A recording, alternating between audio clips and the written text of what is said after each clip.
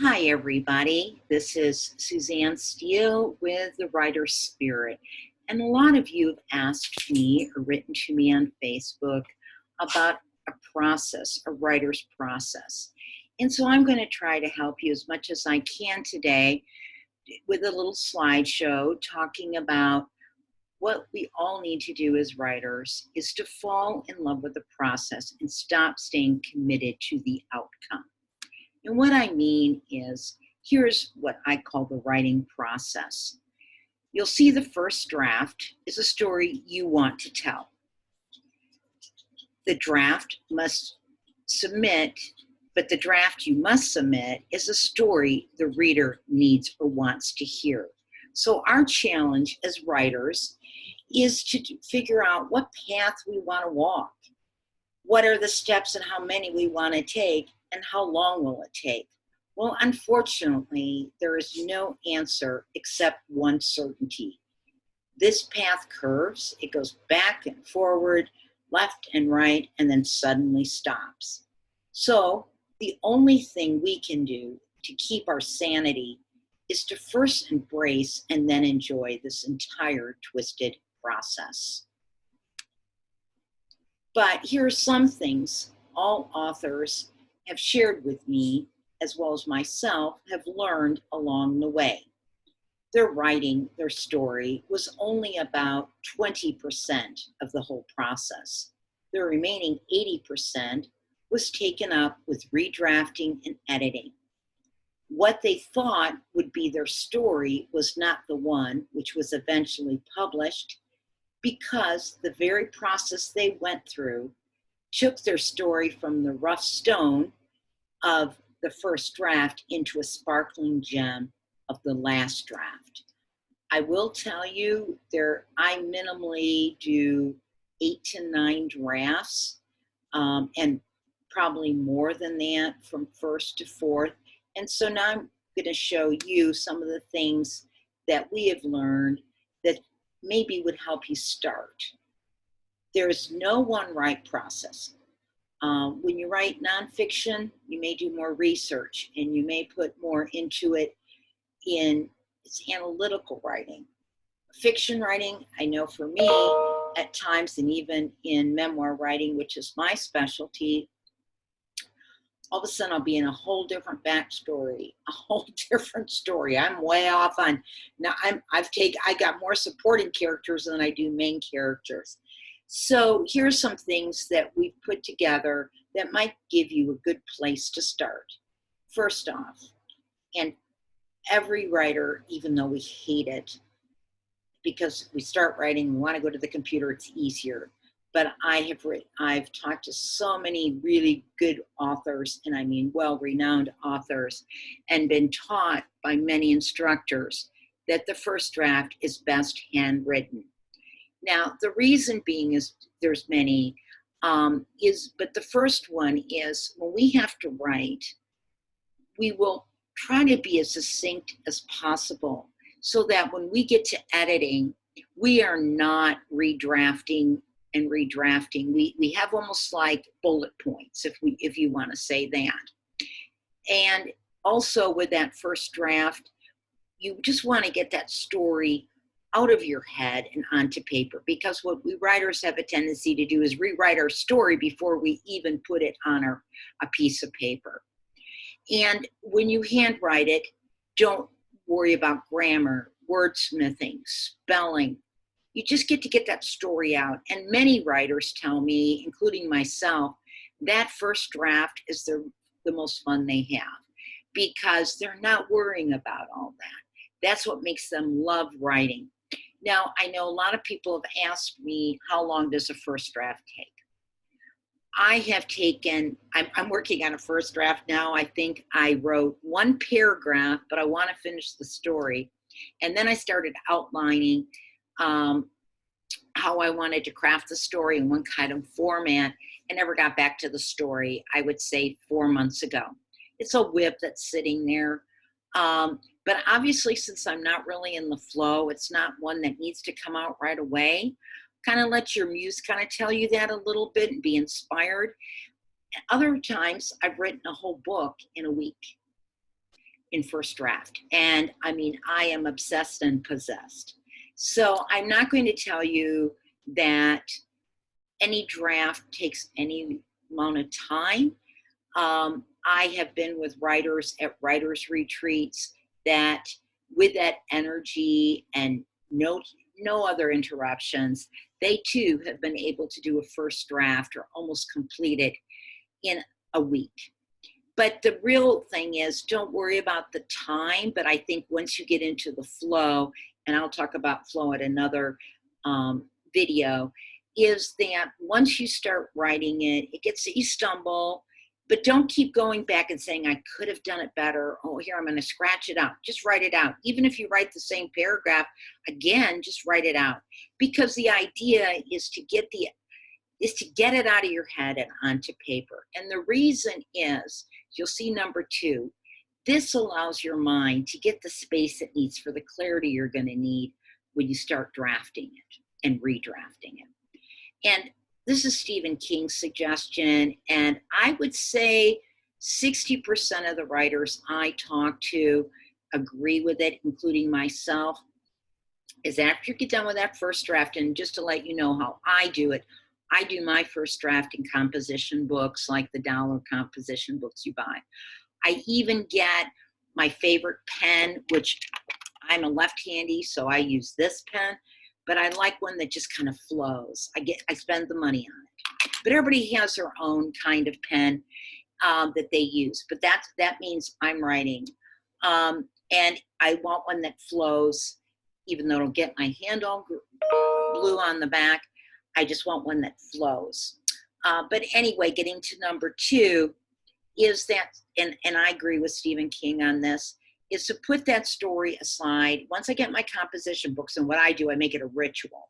I put on the front, my working title, number 1, even the date, and then I put them in order, and then I go to Michael's, and I've already put it away, but I get like a box that are for photographs, and I put them all in there, and I take a boat, and I put it away, and I even put the date.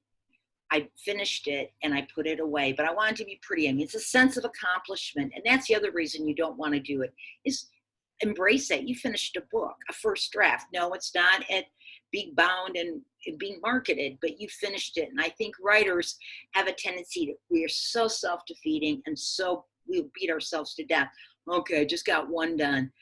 Don't worry about it. That is a huge accomplishment. So set it aside, and that's why I honor it almost like a present. I put it aside, and then I give it air, and that's what Stephen King says, at least 6 weeks. You're going to be tempted to pick it up because your mind's still there, but don't. Just leave it. I leave it for at least 6 weeks. After that 6 weeks, what I suggest you do, and this works for me and other writers, is, okay, I've got the clarity, that thing's out of my mind. I've even gone in that 6 weeks, if I feel I want to write, I'll write something. Now, what I try to do is write something more right brain. Let's say I'm doing a fiction story, and I've been in fantasy or putting together, whether it's a short story or a long story, I try to do left hand brain things, like even balancing my checkbook, making a list, kind of getting me into that, not in fantasy or up here, but trying to ground me a little, because that's where I've been for the week I've been writing it. But I'll tell you, it's very tempting to pick it up because I'll say, oh, I should have done this. I should have done that. This would have been better. And even if you get those little hints and you want to, like I call them ahas or musings, okay, pick up another composition book and just jot them down. Don't pick up that draft. So after the 6 weeks, what I do is, because I have been ruminating on this thing, and usually writing in this composition book, I've kind of developed a purpose for my book, a theme. So after that 6 weeks, I will try to come up with a 1-sentence purpose or theme of my book. I'm pretty big on that. Most of the editors I've worked with like that. And plus, when you try to sell your book or market it, that purpose will be kind of your pitch. So make it very short. And why? Because there's a reason you wrote it, or that story should embrace why you felt you were going to spend all that time and want to sell. The passion behind that book. put that down.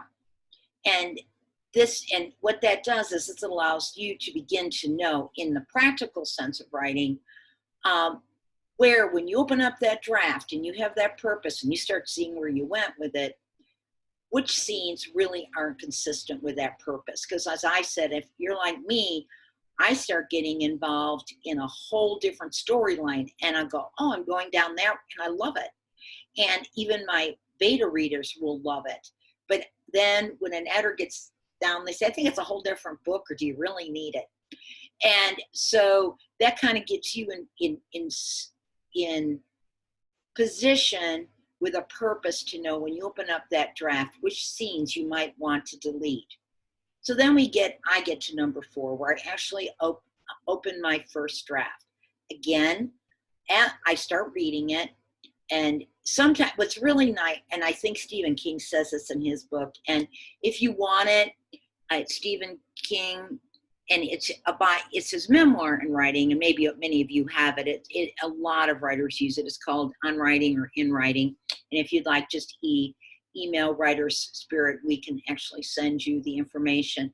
But what he always says, and it's true, you'll start reading it. Yes, some of it's wordy and detailed and, wrong words or whatever, is that you also see, God, I was really good. I really wrote a pretty good book. And you'll also see it as you are in it. As we begin, we stumble, but as we get closer in, you go, my gosh, I really wrote some good gems.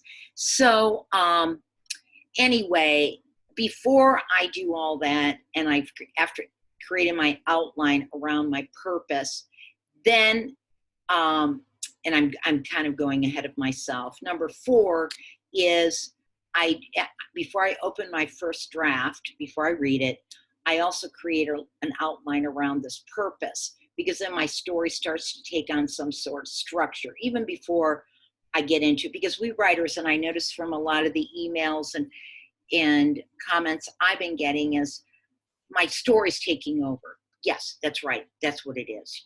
I tell people we're taking chaos and trying to make it into something tangible.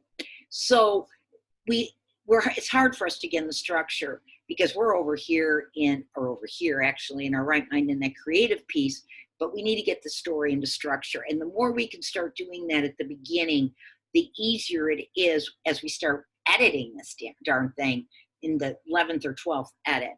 So anyway, I open my first draft, and as I read it, I start to kind of create an outline. And what I do is I put my purpose, and I don't know what other writers do, but I either put my purpose right on my, screensaver, or I put it on a note card.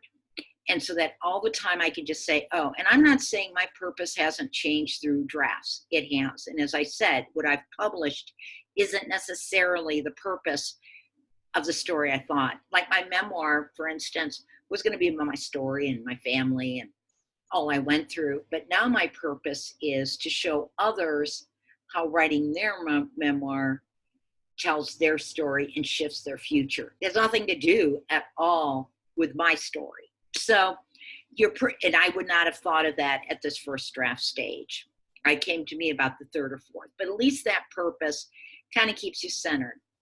Then I start creating my folders. I believe someone asked me how that you do this.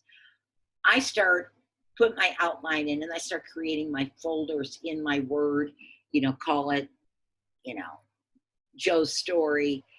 And I go chapter 1, and I give it a little bit of a title.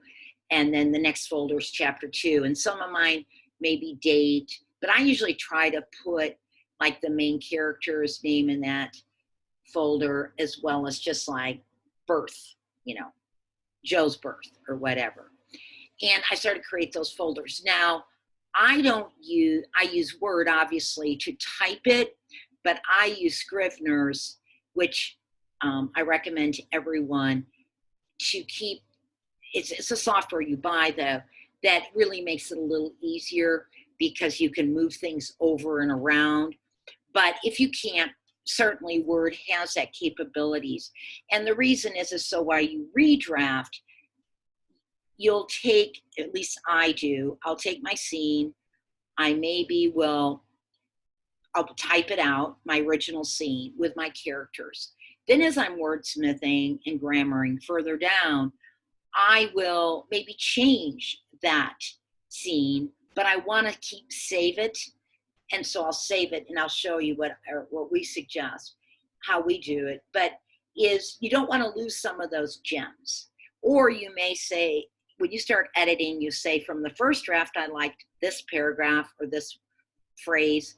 And from the fifth, I like it this way. And it also, when you start editing, you'll start editing by chapter or by folder rather than this huge, massive book. That's overwhelming. Then the next thing I do, the last thing I do on my first draft, and not just me, but most of us, a lot of writers that work with us, is that then we start typing our first drafts, paragraph scenes, however you want to do it, and we put them in the appropriate folder. We save it so that we're setting up our work for the wordsmithing grammar. And as I said, as we revise it and getting into that, here are some of the housekeeping hints that might help you from that first draft to that umpteenth draft. Is save your original typed one with a date along with a title and a number 1 next to it. So Joe's birth 1, today's the 26/5/26/20. And that date's good because so many times you're saying, what was my latest draft? And you say 1, maybe not. Or I've done it where I'll say, final 2, final 3, and I'm all over the place. Then as you wordsmith, change or add characters in the scene, you can redate it and use numbers 2, 3, and 4, because sometimes, like I said, your gems might have been in a previous draft. I've had editors that have sent it back and they'll say to me, why don't you say this? And I go, damn, I know I said that earlier. Where is it? And I can go back in and I'm not recreating it. And then another thing that we suggest, or just throwing out there, I'm not suggesting, or we aren't, to any writers out there to start buying software and so forth. I personally use Grammarly, which is great.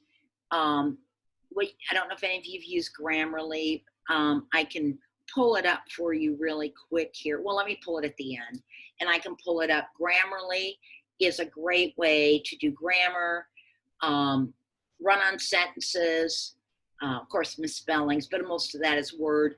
You can catch. The only thing I don't like about using Word is that Word, if it's then and than, it's not catching it. Where Grammarly will catch it.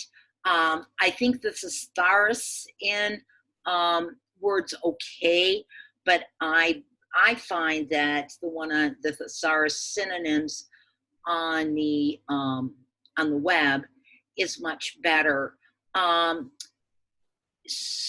Scrivener's I use for formatting, as I showed you.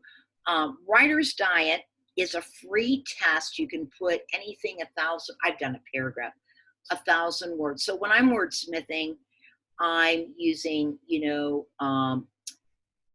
the thesaurus, the dictionary, all that. But then I'll take a paragraph and I'll put it through Writer's Diet, because I think someone had mentioned, oh, we shouldn't use adverbs. Absolutely. Adverbs are way overused, and thes and ands and commas even. And this Writer's Diet will grade you.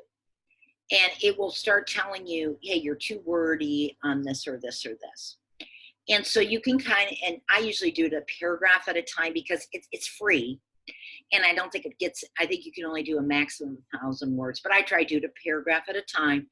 So I put it through Writer's Diet and I get all those unnecessary words out. Then I copy it over to Grammarly. And I do believe Grammarly may work into Scrivener's, but I don't know. I think they said they were doing that. And that then starts doing more of my, you use this word too much, or plagiarism, or here's a better way to do it. Grammarly and Scrivener's are paid. Writer's Digest is free, and of course the Thesaurus Dictionary and Word, if you use Word, which most of us do, are free. So now I'm going to just show you those two things. I think some people had asked me what Scrivener's and Grammarly looks like. Let me go into, sorry about my hair, it's one of those days. Let me open up my Grammarly. On Mac, if you have a Mac, you have to go into Grammarly. If you have Word, you can just download it and it will be another tab in your Word. But here is Grammarly. And let me go into my share screen again.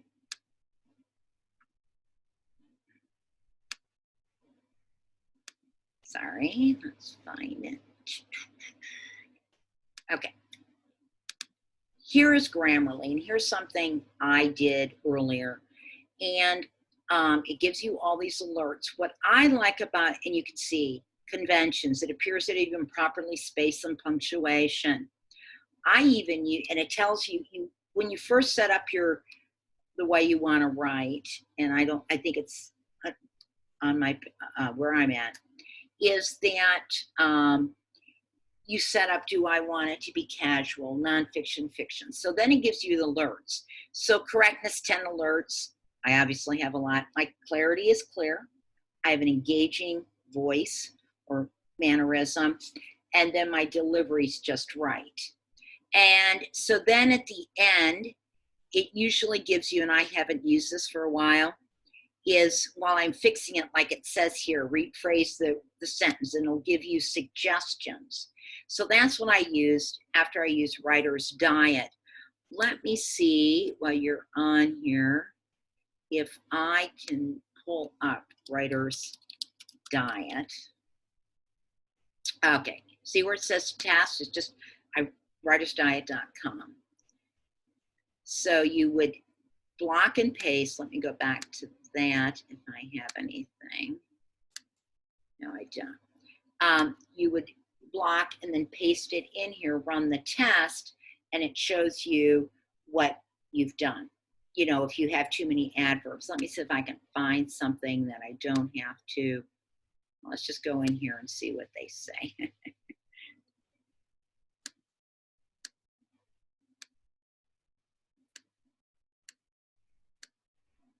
Okay, and then you just run the test. Well, I don't have enough. It's fewer than 100 words. But see, this is what it would show you is, okay, the verbs, heart attack. You have too many verbs. So obviously one sentence I probably do.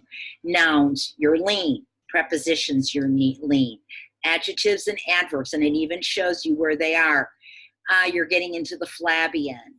It, this, that, there, needs toning. Oh, this one says heart attack. And I will tell you, if you put in like a paragraph, a typical paragraph of, let's say, 250 words, it's not going to pick up as much as this heart attack, flabby, because it's looking at this whole context. But that has helped to me a lot to get out all that, what the flabby stuff, and rework it. So I know where I have to start reworking. Now, I don't start that till after I get done with all those steps in the first draft, but I did want to show you that. And then the last thing is Scrivener's. Let me pull that up and do a screen share. Okay, here is what I'm working on right now for another project. And here's Scrivener's. And so you can actually fill your outline in, but what I really like is, let's say you're just doing your outline in your drafts. You can look at it in, let me show you one here. So it's like almost like little note cards, so that you start saying, oh, you know what? This really should be up in market. I'm going to move it over there. All you got to do is move it. So it makes it a little easier because you can see it in little bites rather than having to go through 12 pages. And then the other thing is, I don't, but I think you can. I don't create my work in Scrivener's. I create it in Word. or, well, I shouldn't say that. I'm creating this in Scrivener's, but this isn't going to be a book. So and it does do spell check and stuff, but it doesn't do, I think it's a little harder for me to use for just like drafting, but I'm going to try after my first draft on something I'm working on now, is because I noticed what I did is I started in Word, is okay, and then I outlined it, but I have like 50 pages of outline, is just to do it this way and put my draft in like this, because I do like the way you can move things around. But those are two softwares I use. A lot of writers use Scrivener's because you can move things down, you can move it in trash, you can over here, I don't think you can see it, I think it's underneath here, but you can color, what is it, project, settings, it even gives you the history on everything, but what was it, paragraph, there was one, oh, color. You can color like revision mode. Okay, first revisions, red. So that if you had, and some of my books that are in here, I'll have the date and my first, or the first chapter, and I'll have first revision red, yellow or red, blue is the second revision. I will even highlight, which you can see up here. There's a highlight mode too. I think it was up here. Yeah, highlight. I'll even highlight the text that I maybe had moved so I know I used it somewhere else. But I don't want to get in too deep with that, but those are some things that people have asked me about, and I wanted to offer that to you. So anyway, I'm hoping that's helpful. I only get a few minutes with this, but please let us know if we can help you. Feel free to, all of you are on my Suzanne Steele, and I work for the Writer Spirit. I'm one of its founders, and you can link in from there where you can find these live videos each week. And they're free. And also the Writer Spirit curriculum to help you find your authentic voice is free at least till July 31st, because we're being supported right now by other funding sources. So as in turn, we're offering this free, and in exchange, just reviews, comments. So my email, I mean, there's a message on the Writer's Spirit, but you can also email me through my Suzanne Steele Facebook page, as well as, and I think my email's on there, writer Suzanne Steele @gmail.com. And thank you. I hope this helps you.